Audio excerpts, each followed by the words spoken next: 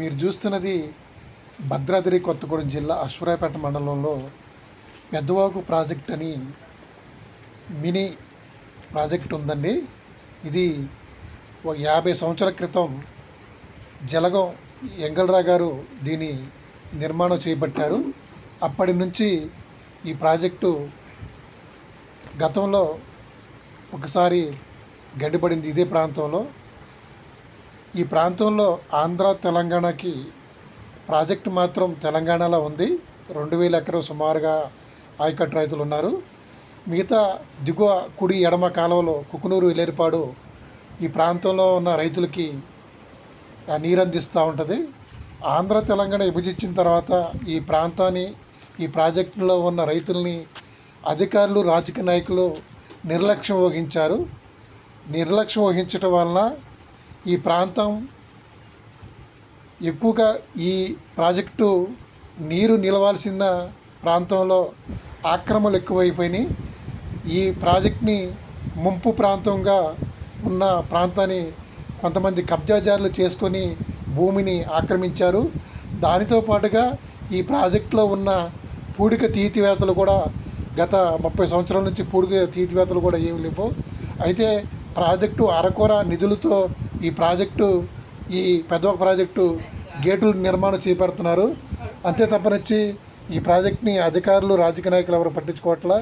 రైతులు ఈ ఆయకట్టుకున్న రైతులు తెలంగాణ రైతులు కానీ ఆంధ్ర రైతులు కానీ చాలా ఇబ్బందులు పడుతున్నారు. కింద కాలువలు కానీ మరమ్మతులు కానీ ఎటువంటి నిర్మాణాలు చేపట్టలేదు. దాంతోపాటు పెద్దవాగు ప్రాజెక్టు గత వారం రోజులుగా కురుస్తున్న వర్షాలకి ఈ ప్రాజెక్టు గండిపడింది. అక్కడ నిర్మాణంలో ఉన్న అధికారులు ఎవరో ఏఈలు కానీ డీఈలు కానీ ఎవరో రాలేదు. ఇక్కడ పనిచేసే లస్కర్లు కానీ ఎవరో ఎటువంటి గేట్లు 2 గేట్లే లేపారు, 3వ గేటు లేపలేదు. ఎందుకంటే అది మొరాయించిందని చెప్తున్నారు అధికారులు. ఏదైనా మాట కూడా అధికారులు నిర్లక్ష్యం అని రైతులు ఇక్కడ వారు బాధను వ్యక్తం చేస్తున్నారు. ఈ ప్రాజెక్టు తెగటం వలన రైతులు చాలా ఇబ్బంది పడుతున్నారు. పొలాలలో ఇసుక మెట్లు వేసి రైతులు ఈ ఈ సీజన్కి పంట పండించుకోవడానికి చాలా ఇబ్బంది పడుతున్నారు. వారికి సరైన నష్టపరిహారం ఇవ్వాలి అని రైతులు డిమాండ్ చేస్తున్నారు. చివరి వరకు చూడండి వీడియో. న్యూలైఫ్ తెలుగు టీవీని చివరి వరకు చూసి సపోర్ట్ చేసి మరిన్ని వీడియోలకి సపోర్ట్ చేస్తామని చూస్తున్నాను. Thank you all of you. నా పేరు సింహడవల్లి శ్రీనివాసరావు అనే రైతునండి. నేను మాది గుమ్మడవల్లి గ్రామం. మా ప్రాజెక్టు 1970లో స్థాపించడం జరిగిందండి. జలగం వెంకటరావు గారు ముఖ్యమంత్రిగా ఉన్నప్పుడు శంకుస్థాపన చేసి 75లో పూర్తి చేయడం జరిగింది. మా ప్రాజెక్టుకి ఆయకట్టు వచ్చి 16,000 ఎకరం అండి. మా ప్రాజెక్టుకి వచ్చి 2 కెనాల్స్ ఉన్నాయండి. Left canal, right canal 2 canals ఉన్నాయి. 2 కెనాల్స్ కూడా ఒకటి ఏలేరుపాడు మండలం వెళ్ళిద్దండి, ఒకటి కుకునూరు మండలం వెళ్ళిద్దండి. ఈ ప్రాజెక్టు మీద అప్పుడు స్టార్టింగ్ ప్రాజెక్టు ప్రారంభం టైంలో 20 మంది లస్కర్లో, 2 వర్క్ ఇన్స్పెక్టర్లు, జేఈ డీఈలు అందరూ ఉండేవాళ్ళండి. కనీసం ఈరోజు వాళ్ళందరూ ట్రాన్స్ఫర్ అయ్యారు. అసలు వాళ్ళు ట్రాన్స్ఫర్ అయిన రిటైర్డ్ అయ్యారు, ట్రాన్స్ఫర్ కాదు, రిటైర్డ్ అయిన వాళ్ళ ప్లేస్లో మళ్ళీ ఏరే లస్కర్ వచ్చే పరిస్థితి లేదు, మళ్ళీ ఏరే వర్క్ ఇన్స్పెక్టర్ వచ్చే పరిస్థితి లేదండి. మా ప్రాజెక్ట్ని ఈ శిథిల వ్యవస్థ కావడానికి కారణం అసలు ఎవరో అధికారులు పట్టించుకోవట్లేదు. అధికారుల నిర్లక్ష్యం ఎక్కువగా ఉందండి. చాలా మేము మొన్న తుఫాను వచ్చిన రోజండి మా ప్రాజెక్టులో 5 మీటర్ల స్టోరేజ్ ఉన్నాయి. వాటరు 5 మీటర్ల స్టోరేజ్ ఉంటే ఈ ఉదయం 9 గంటలకు స్టార్ట్ అయిందండి వర్షం. ఉదయం 9 గంటలకు స్టార్ట్ అయితే కనీసం ఎవరు ఏ అధికారి కూడా, ఒక ఏఈ కానీ ఒక డిఈ కానీ ఎవరు కూడా పట్టించుకోలేదు. కనీసం దాని మీద ఒక ఆపరేటర్ ఉంటారండి. మన గేట్లు ఓపెన్ చేయడానికి ఒక ఆపరేటర్ ఉంటారు. కనీసం ఆ ఆపరేటర్ కూడా లేదండి. ఒక లస్కరు ఆయన తండ్రి ప్లేస్లో వచ్చినట్టు కుర్రోడు, అసలు ఆయనకి ఏమీ తెలియదు, అసలు అనుభవం లేదు ఆయనకి. అట్లా ఏమి చేయక 1 గంట వరకు కూడా దాన్ని గేట్లు లేపడం జరగలేదండి. 1 గంటకి 2 గేట్లు లేపారు. ఒక్కొక్క గేట్ వచ్చి 1 మీటర్న్నర లేపారు. అదే 3 గేట్లు ఒక్కొక్క గేట్ వచ్చి 6 మీటర్లు లేపొచ్చు అండి. ఒక గేటు మొరాయించిందని చెప్పేసి 2 గేట్లే లేపారు. అది మీటర్న్నర లేపారు. ఆ మీటర్న్నర లేపడం వల్ల లోపల ఉన్న 5 మీటర్ల స్టోరేజ్ అట్లే ఉండగా ఈ లోపు విపరీతమైన వరద వచ్చి మా ప్రాజెక్ట్ మీద పడిపోయి మా ప్రాజెక్టు అసలు సామర్థ్యం ఎక్కువైపోయి అసలు వాళ్ళు ఏం చేశారంటే 1 గంటకి గేట్లు లేపట్లేదని చెప్పి వాళ్ళు పారిపోవడం జరిగింది అధికారులు.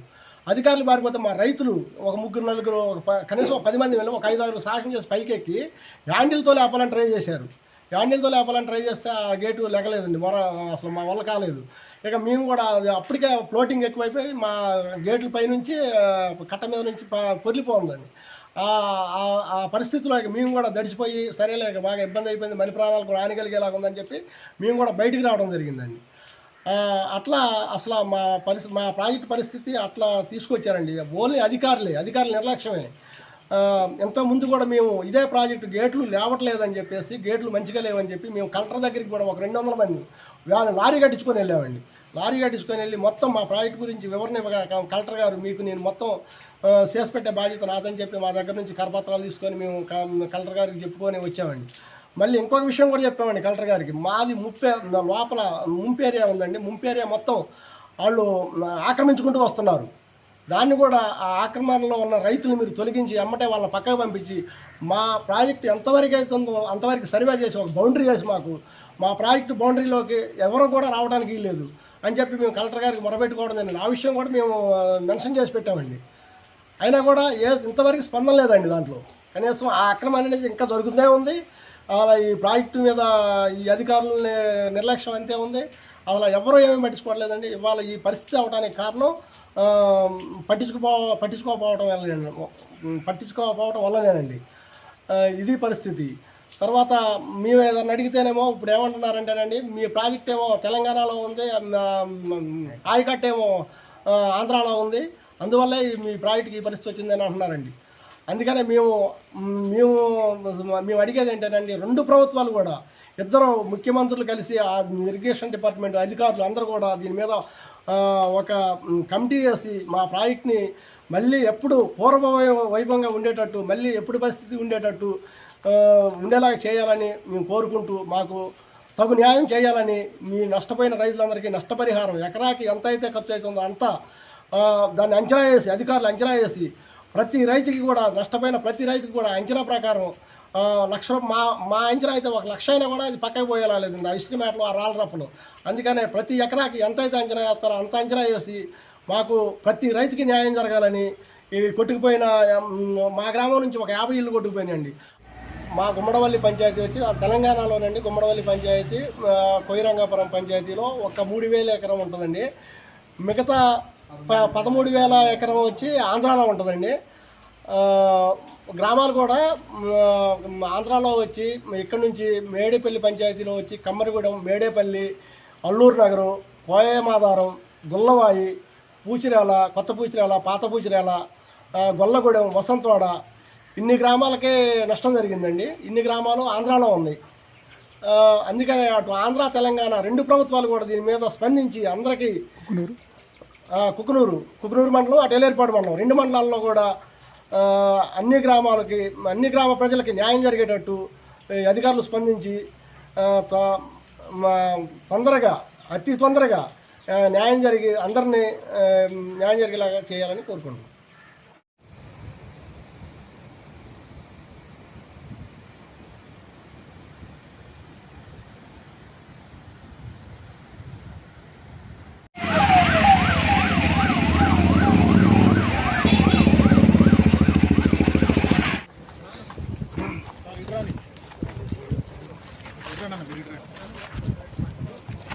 హరీష్ అట్టద్దు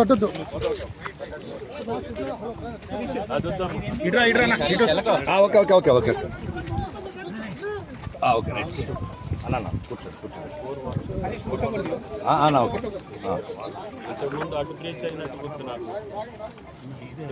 ఇంతకుముందు కూడా ఇటే సార్, ఇక్కడే సార్, ఇక్కడే కదా సార్. ఎదరు కూడా బాగా డ్యామేజ్ అయిపోయింది సార్.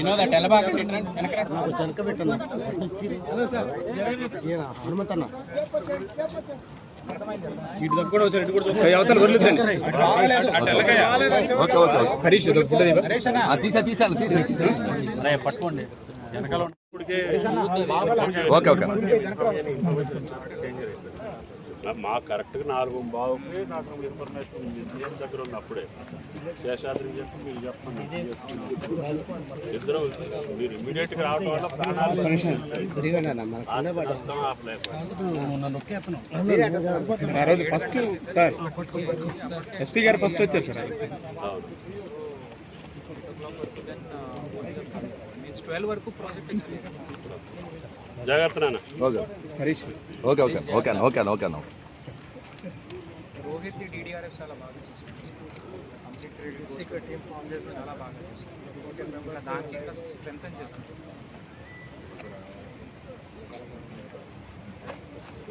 చిన్న విలేజెస్ ప్రాబ్లం వాస్తవం. అప్పుడు ఏరియా రికార్డు తీసుకున్నాడు మనకేంటంటే వాటి కోసం ఇబ్బంది పడేవాళ్ళం. ఇప్పుడు కాకపోతే జాగ్రత్త చేస్తాం. ఓకే ఓకే ఓకే ఓకే జాగ్రత్త చేసి నేను రావటం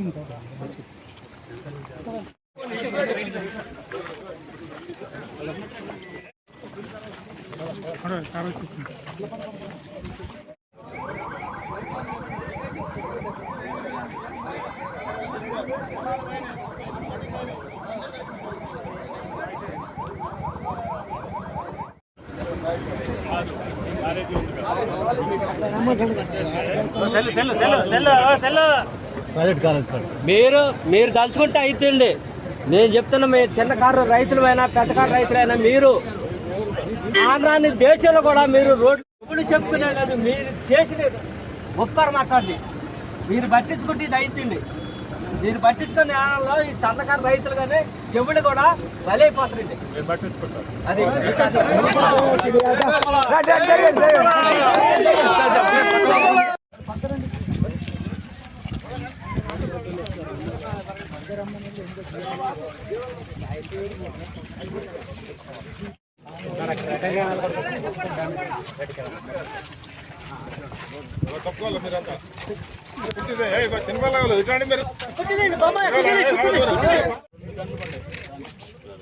అది దిగిట్ వచ్చినాయి కట్ట మొత్తం కోరింది. మన ప్రాజెక్టులో అందులోకి వెళ్ళాయి. ఇది గుడికాడికి వేసిన రోడ్డు కదా. గుడి కట్టిన వేసాం సార్. జిల్లా పరిషత్లో పెట్టి ఎట్లా చేసినారు కదా.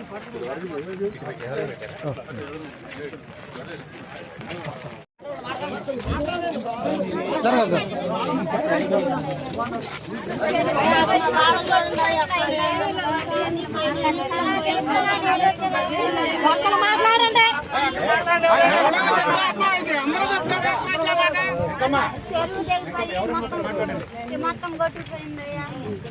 ఇళ్లలోకి నీళ్ళు వచ్చింది.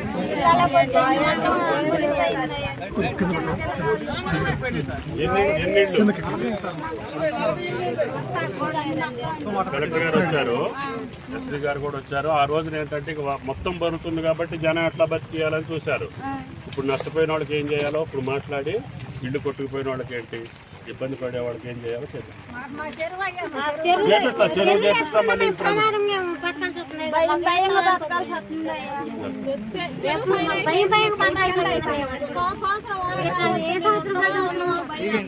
మొత్తం 42 ఇళ్ళు అండి. మొత్తం 42 మునిగినాయండి. పూర్తిగా మునిగినాయి. పూర్తి మునిగినాయి 42 ఇళ్ళు అండి. మేము ఉన్న స్థలంలోనే కట్టుకోవాల్సి వస్తుంది. మరి ఇల్లు ఇస్తే కట్టుకుంటే ఎట్టాయి గారు కొట్టుకుపోయేలాగుండే నువ్వు చెరువు కిందకి వచ్చి కట్టుకున్నావు. చేస్తా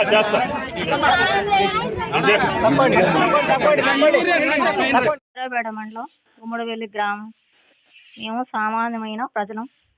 మేము చేలు వ్యవసాయం చేసుకుంటాం, పనికి వెళ్ళిపోతాం. ఎంతైనా ఈ కట్ట దిగిపోయిన కాడ నుంచి ఇబ్బంది పడుతున్నాం 3 రోజుల నుంచి.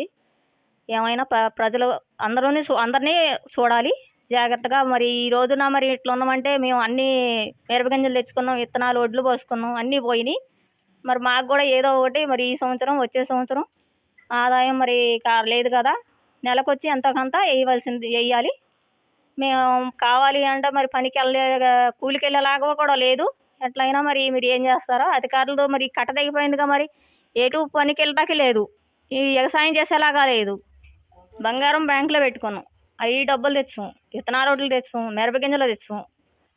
అసలు బంగారం అంటే ఇంట్లో ఏమీ లేదు, మెడలో అన్ని వస్తువులతో సహా పెట్టాం.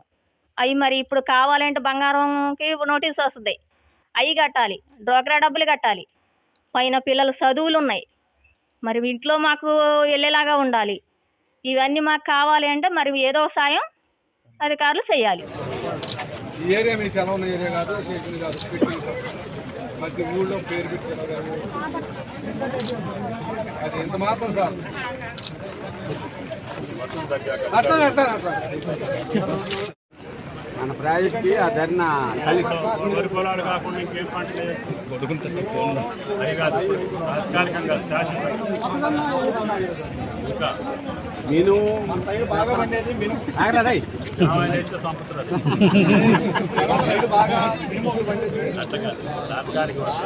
మామిడి కానీ అటువంటి వేస్తారా? ఈ ప్రాజెక్టులు ఉంటాయి కదా, మీకు ఎప్పుడు ఏప్రిల్ మేలో ఆ మందు నీటి స్టాక్ పెడతా, మనకి 4,000 3,000 ఎకరాలే కదా ఈ ప్రాజెక్ట్ కింద. దాంతో మీరు కాలువ నుంచి మోటార్లు పెట్టుకొని డ్రిప్ పెట్టుకునేటట్టుగా ఏర్పాటు చేస్తారు. ఎందుకంటే ఇక్కడ మనకి బోర్లు పడవు నాకు తెలిసి. నేనేమంటానంటే ఆ ప్రాజెక్టులో నీళ్లతోటి మన మండలం బట్టికి మనకి ఎంతవరకు ఉంటే అంతవరకు మొక్కలు ఇప్పిస్తా, డ్రిప్ ఇస్తా, అది మా తోటలు వేసుకుంటే మంచిది. ఒకళ్ళు ఇటువంటి వరద వచ్చినా కూడా ఆ తోటకి ఏం కాదు. మీరు ఆలోచన చేసుకొని చెప్పండి.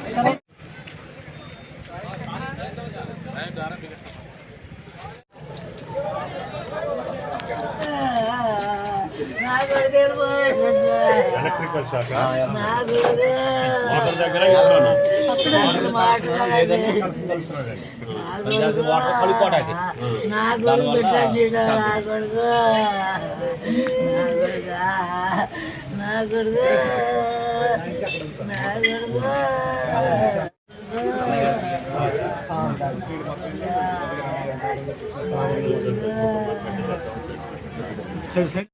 కొత్తగూడెం జిల్లా అశ్వరాపేట మండలం గుమ్మడవల్లి గ్రామ రైతును నేను. గుమ్మడవల్లి పెద్దవాగు ప్రాజెక్టు కింద రైతును నేను. నా పేరు చెమ్మడవల్లి చెన్నంగేశ్వ. ఈ యొక్క గుమ్మడవల్లి పెద్దవాగు ప్రాజెక్టు గండిపట్టడానికి గల కారణాలు, దాని యొక్క పూర్వ వైభవం ఎంగళరావు గారు కట్టిన దగ్గర నుంచి తర్వాత 1989లో ఇది ఫస్ట్ ఒకసారి తెగటం జరిగింది. ఈ యొక్క ప్రాజెక్టు 89లో తెగిన తర్వాత దాన్ని ఇమీడియట్గా చర్యలు తీసుకొని చేసినా కూడా అప్పటికే దాన్ని 2 సంవత్సరాలు, రెండో సంవత్సరం కానీ పూర్తి కాలేదు ఆ యొక్క ప్రాజెక్టు 89లో. తర్వాత ఆ సంవత్సరం పంటలు లేకుండా పోయినాయి అప్పుడు కూడా. ఇప్పుడు మళ్ళీ అదే పరిస్థితి వద్దామని మాకు భయం వేస్తూ ఉంది. ఈ యొక్క ప్రాజెక్టు గండి పట్టాకి మెయిన్ కారణం అధికారులు అయితే, దాని మీద ఒక ఆఫీసర్ కానీ ఎవరు లేకపోవటం, దాని మీద లస్కర్లు కానీ వర్క్ ఇన్స్పెక్టర్లు కానీ ఎవరు లేకపోవటం, ప్రభుత్వం వాళ్ళని నియమించకపోవటం, దాని మీద అనుభవం ఉన్న వాళ్ళు లేకుండా ఒక ఈఆర్ఐల్ని ఎవరినో ఇక్కడ ఒక ఇద్దరిని పెట్టి ఆ యొక్క 2 గేట్లు కూడా 1 మీటర్ లేపి 3వ గేట్ అసలు లేపకుండా వదిలేయటం వల్ల ఫ్లోటింగ్ అంతా వచ్చి ప్రాజెక్టు తెగిపోయి ఇంత ఘోరం జరిగిపోయింది ఈ యొక్క గుమ్మడవల్లి పెద్దవాగు ప్రాజెక్టు కింద. దీని కింద ఇప్పుడు ఉన్నటువంటి రైతులు ఈ యొక్క ప్రాజెక్టు ఉమ్మడి ప్రాజెక్టు అయిపోయింది. ప్రాజెక్టు వచ్చి తెలంగాణలో ఉంది, ఆయకట్టు మొత్తం ఆంధ్రాలో ఉంది. ఈ యొక్క ప్రాజెక్టు కింద 16,000 ఎకరం ఆయకట్టు ఉన్నటువంటిది 13,000 ఆంధ్రాలో ఉంది, 3,000 ఎకరం తెలంగాణలో ఉంది. ఈ తెలంగాణలో 2 పంచాయతీలే ఉన్నాయి, మిగతా అంతా ఆంధ్రాలో ఉంది. ఈ రాష్ట్రాలు విడిపోయినా కానీ మేము అన్నదమ్ముల్లాగా మంచిగా ఉంటున్నాం. ఈ యొక్క పంటలు పండించుకోవడానికి మేము సుముఖంగా ఉన్నాం. కానీ ప్రభుత్వాలు మాత్రానికి అంత సుముఖంగా లేవు, అవి ముందుకు రావట్లేదు. 2 ప్రభుత్వాలు కూడా అన్యాయం మంచి మాట్లాడుకొని 2 ప్రభుత్వాలు కూడా ఈ యొక్క ప్రాజెక్టుని చేయటం అయితే, ఈ ప్రాజెక్టు గేట్లు కానీ మరమ్మతులు కానీ ఇటువంటివి కూడా పోయినసారి కూడా 1,20,00,000 పెట్టి ప్రభుత్వం తెలంగాణ ప్రభుత్వం నిర్మించింది. ఆంధ్ర ప్రభుత్వం కూడా పట్టించుకోలేదు. ఆయకట్టు అంతా ఆంధ్ర ప్రభుత్వంలో ఉంది. ఈ యొక్క ప్రాజెక్టుని పూర్వవైభవం తీసుకురావాలి. ప్లస్ మాకు రైతులు ఈ యొక్క ప్రాజెక్టు కండి పట్టడం వల్ల ఇంకా ఊరు ప్రజలంతా సురక్షితంగా మేము ఒక్క అధికారి వచ్చి మమ్మల్ని కాపాడింది అయితే ఏమీ లేదు. మా అంతటా మేము ఏ అధికారి వచ్చి కూడా మీరు బయటికి వెళ్ళండి, ప్రాజెక్టు తెగిపోయే పరిస్థితి ఉందని తెగిపోయేంత వరకు తెగిపోయే ముందు వచ్చారు అధికారులు కూడా. మాకు చెప్పింది లేదు, పెట్టింది లేదు. మా ప్రాణాలు మేము గుప్పెట్లో పెట్టుకుని అట్లా కాపాడుకున్నాం. కానీ వరద ముంపు వల్ల కొన్ని గండి కింద లాకులు కింద పడటం వల్ల గ్రామంలో కూడా కొన్ని 50 ఇళ్ళు కొట్టుకుపోవటం, వాళ్ళు నిరాశ్రితులు అయిపోవటం, మేము ఒడ్డుకు పోయి నీరంతా పోయిన తర్వాత మేము రావడం జరిగింది. కానీ రైతులు ఈ యొక్క తెలంగాణ కింద ఉన్న 3000 ఎకరంలోనే సుమారుగా ఒక 400 ఎకరం ఇసుక మేటలు, రాళ్ళు రప్పలు, చెట్టులు, అసలు భూమి కాదు, అది భూమిలాగా ఉండదు, ఎడారిమయంగా కల్పిస్తుంది. కొట్టుకుపోయినాయి మొత్తం మేటలేసినాయి. ఒక్కొక్క ఎకరం బాగు చేయాలంటే కనీసం ₹1,00,000 కానీ పెట్టింది కూడా ఒక ఎకరంలోని ఇసుక మేటలు బయటికి పోవు. అలాగే కొట్టుకుపోయిన చేలుకి మట్టి తోలించుకోవాలన్నా కూడా ఒక ₹1,00,000 ఎందుకు ఆ చేలు బాగుపడు. దాంట్లో పోసిన రాళ్ళు రప్పలు తీయడానికైనా దేనికైనా. కానీ రైతు ఇదే ప్రాజెక్టు కింద వందలాది లక్షలాది బస్తాలు పండించి దేశంలో ఎంతోమందికి మేము అన్నం పెట్టినాం. కానీ ఇవాళ ఈ ప్రాజెక్టు తెగిపోవటం వల్ల మా కడుపుకి మాకు అన్నం పెట్టే పరిస్థితి ఇవాళ కోల్పోయాం. మేము బ్రతుకు తెరువును కోల్పోయాం. కాబట్టి ఈ ప్రభుత్వం స్పందించి ఈ యొక్క ఇంకొకటి ఈ యొక్క గండిని పూడ్చడానికి ఇప్పుడు సీజన్ ఇప్పుడు వర్షాలు విపరీతంగా ఉన్నాయి. ప్రభుత్వం ఇప్పుడు పట్టించుకుంటుందో లేదు, ఈ వర్షాలు అంటారు. లేదా ఆంధ్ర ప్రభుత్వం ఇప్పుడు మంత్రి గారు కూడా వచ్చారు, చూస్తున్నారు, ఎమ్మెల్యేలు వస్తున్నారు, నాయకులు వస్తున్నారు, చూస్తున్నారు. ఆంధ్రాలో 80% భరించాలి, మన తెలంగాణ 20% భరించాలని చెప్తా ఉన్నారు. ఇప్పుడు 80% భరించాలంటే ఆంధ్రాలో మరి ఆల్రెడీ ముంపు ప్రాంతాలు ఉన్నాయి. దాంట్లో కూడా ఒక 2 పంచాయతీలు మిగులుతున్నాయి. తెలంగాణలో 2 పంచాయతీలు మిగులుతున్నాయి. వాళ్ళు 80% పట్టించుకోవాలంటున్నారు, మనం 20% వేసుకోవాలంటున్నారు. ఈ 2 ప్రభుత్వాలు మరి మాట్లాడుకునేది ఎప్పుడు? ఈ యొక్క ప్రభుత్వాలు సఖ్యంగా మాట్లాడుకొని మాకు న్యాయం జరిగేది ఎప్పుడు? ఆల్రెడీ మేము ఈ సంవత్సరం పంటలు లేకుండా రైతులు వలసలు పోయే పరిస్థితి ఉంది. ఇన్ని రోజులు ఇక్కడ అన్ని పంటలు పండించుకొని బతికిన మేము ఎక్కడికి వెళ్ళాలి? మాకు తక్షణ న్యాయం ఏమి చేయాలి? మాకు న్యాయం జరగాలంటే ఒక్కొక్క రైతుకి ముందుకు దీన్ని ఎస్టిమేషన్ వేసి నష్టపోయిన రైతులకి ముందు ఎకరానికి ₹1,00,000 ఇస్తే కానీ ఆ ఇసుక మేటలు ఇటువంటివన్నీ బయటపడం. మేము దీన్ని ప్రభుత్వాన్ని డిమాండ్ చేస్తూ ఉన్నాం. తెలంగాణ ఉన్న వాళ్ళను, ఆంధ్ర వాళ్ళు కూడా అట్లాగే ఆ ప్రభుత్వాలు కూడా ఆదుకోవాలని కోరుకుంటా ఉన్నాం. మాకు అలాగే ఈ యొక్క డిమాండ్ ఏంటంటే ప్రాజెక్టుని అతి త్వరగా మాకు మళ్ళీ ఈ యొక్క ప్రాజెక్టుని పూర్వవైభవం వచ్చేలాగా బాగు చేసి దీన్ని పునర్నిర్మించాలని, అలాగే దానికి ఒక మరగము కూడా ఇవ్వాలని, దానికి గేట్లు కూడా 1-2 పెంచాలని, దాన్ని ఇలాగే అధికారులు లేకుండా ఇట్లా నిర్లక్ష్యం చేసి వదిలేస్తే మళ్ళీ ఎప్పుడు పరిస్థితి వస్తుంది. కాబట్టి 2 ప్రభుత్వాలు దీన్ని దీర్ఘాలోచన చేసి పట్టించుకొని పూర్వవైభవం వచ్చేలాగా చేయాలని మేము రైతులందరం ఇక్కడ కోరుకుంటున్నాం. అశ్వారావుపేట మండలం గుమ్మడవల్లి రైతును. నా పేరు సిమ్మడబోయిన వెంకటేశ్వరరావు. మేము గత 40-50 సంవత్సరాల నుంచి ఈ పెద్దవాగు ప్రాజెక్టు కింద వ్యవసాయం చేసుకుంటూ బతుకుతున్నాం. 89లో ఒకసారి ఇదే ప్రాజెక్టు గండిపడి పోయినప్పుడు 2 సంవత్సరాల వరకు ఏ పంట ఏమీ లేకుండా చాలా ఇబ్బందులు పడ్డాం. అప్పుడు ఏదో తాత్కాలికంగా ఇసుక మేట్లు పోసినాయి అది అని ఎకరానికి ₹800 చెక్కులు ఇచ్చి రైతులను చాలా ఇబ్బంది పడ్డాం. అది వాళ్ళు ఇచ్చిన సాయం ఎటూ సరిపోలేదు.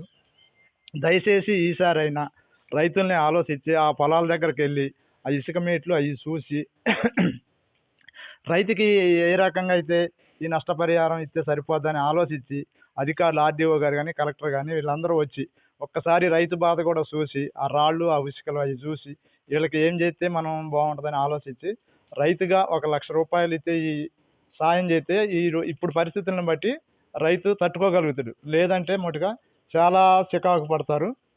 దీన్ని ఆలోచించి ప్రభుత్వం ఎమ్మటే తక్షణ సాయం ముందు రైతుకి తక్షణ సాయం చేసి ఆ ఇసుక మేటీలు అయ్యన్న తీసుకునేటట్టు చేసి చూస్తారని ఆలోచిస్తున్నాం. మళ్ళీ ఇప్పుడు వ్యవసాయం దగ్గరకు వచ్చింది.